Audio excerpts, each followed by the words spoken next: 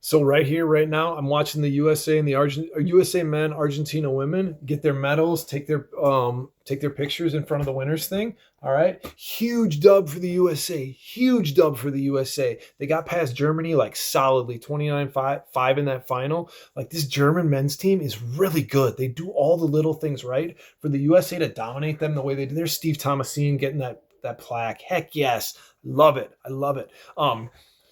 Gosh, man, this women's comp though, the parity between all of them. I thought the South African women, like they seemed like the class of the thing, but they lost to Spain on day one. They got beat by Argentina in this last game. I really love their halfback combo, Ruse and then Dolph, the 9 and and then the 10. Really good players, a lot going on. Argentina dominated them, smoked them in this one. But I can't say enough about the USA man. What a performance against a really, really quality German side. A German side that plays great rugby, that does all the little things right. Said it before, we'll say it again. Gonna say it right now. If you want to watch good sevens, watch this Germans men's side. It's not that they're crazy athletes, it's that they do little things right. They retain their ball in attack. They make high percentage decisions. They defend like dogs. They make teams work really hard to score against them. They have a great set piece that's a great platform that they can attack from. German men sevens, you're doing a lot of stuff. Steve Thomasine's like spraying the bottle right now. They're loving it. Congratulations, USA men. Can't say enough. USA, we're going on to the big ones. All right. World Rugby, why did you change what was a good thing going with the 7 series? Okay, these 8-team tournaments where they're just playing each other over and over again, it's garbage. You want a festival atmosphere and stuff. I love the fact that you want to help the women's. We want to have gender parity. We should keep it big. Have 3-day tournaments. All right. You did a penny wise, dollar foolish thing by making these smaller. You got to let Kenya. We got to let the USA. We got to have Uruguay, Germany now. Okay, on the men's side, you got to let these teams that are second tier teams have a crack at the best ones. Okay, and not just these last couple tournaments of the year. You're making smaller crowds. All right. Yeah, you save a few bucks on flights and hotels or whatever, but you know what? You sell a lot less tickets. You get a lot less people tuning into these big tournaments. The big tournaments are where it matters. I'm looking at this series standings right now. USA, Germany tied on 38 points. Kenya, 32 in third. Uruguay, 28. All 4 of those teams right there on the men's side, all 4 of those teams could knock off just about any of those top 8 teams. Are they going to beat the Blitzbach 5 out of 5? Absolutely not. Could they beat them on a good day? Absolutely. All 4 of these top 6 teams right here, these are good Rugby Sevens teams. These are teams that could beat those top 8 teams on a good day. I don't know why. I do know why. It's because you wanted to save a few bucks and make it more economically sustainable. But you know what?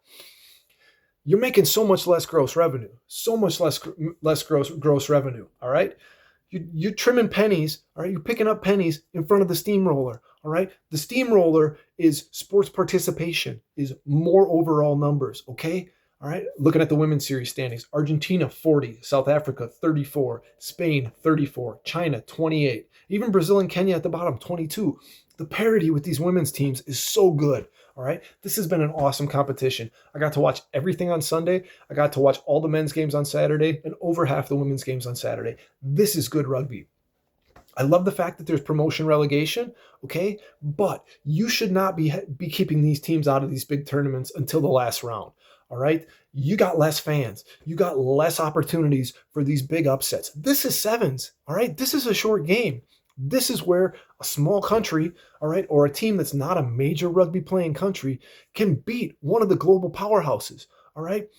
I'm telling you, if you had these teams at those first few tournaments, you'd have sold more tickets for those first few tournaments. So yes, that's great. Your cost structure, it went down a little bit. You saved a few bucks, all right? But you're killing your growth. You're killing your growth. I'm hoping Hong Kong and these last few tournaments go great. I want to see these teams that didn't make that top 8, that have been locked out of that are in this 7s-2 level.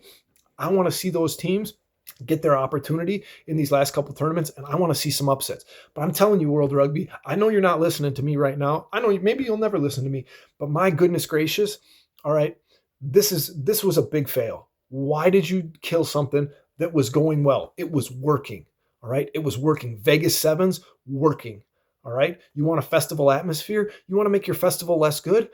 Have less participants. Invite fewer teams. All right. Whoa, wow. Your festival just got smaller.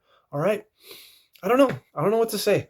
I've loved watching this. I will say, hey, thanks to Paramount Plus for stepping up, broadcasting this.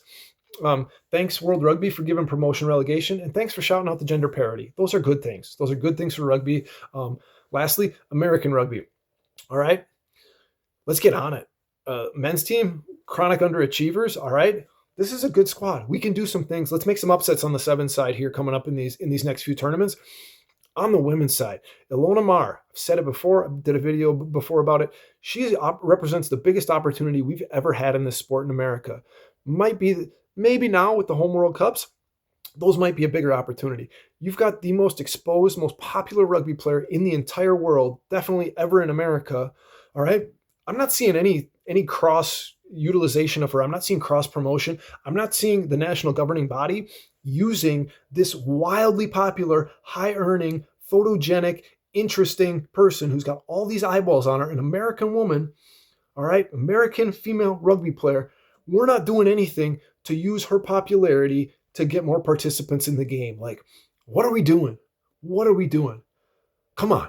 That's an opportunity. These Home World Cups, opportunity. I am wildly worried that we are going to blow this. We are going to blow these Home World Cups. It's not going to get noticed in the crowded landscape of sports in this country. All right. And it's going to, if we don't do something now, like when? All right. If we can't utilize the profile that Ilona Maher offers to this sport, like, what are we going to do? How are we going to harness this Home World Cup? Oh, man. All right. Rant over. I love rugby. Rugby's the best. American rugby, we can do it. Get this thing in more kids' hands. Get the best players playing together sooner and get them more matches. All right. Get new people playing this sport. If you don't ref, if you don't coach, pick up a whistle. Okay. Come on. Everyone likes to criticize the ref. Not enough people take the course. Not enough people try getting there in the middle. All right. You'll get better refs if more people ref. All right. Appreciate you, American rugby. Let's do this. Let's make rugby better in this country. We all deserve it. We can do it.